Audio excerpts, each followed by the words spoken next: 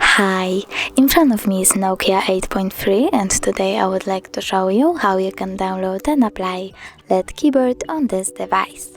Firstly, open Play Store. Then type LED keyboard and download this app from this developer. Now open it, choose Get Started, click OK and tap on the switcher next to LED keyboard. Tap OK again. Click Input Options and choose LED keyboard one more time. Now pick keyboard that you like the best. I will go with that one. Tap on it and choose Download Theme. Now when I go back, I can see that LED keyboard was successfully applied. Thanks so much for watching. If you enjoyed this video, don't forget to leave a like, comment and subscribe. Bye!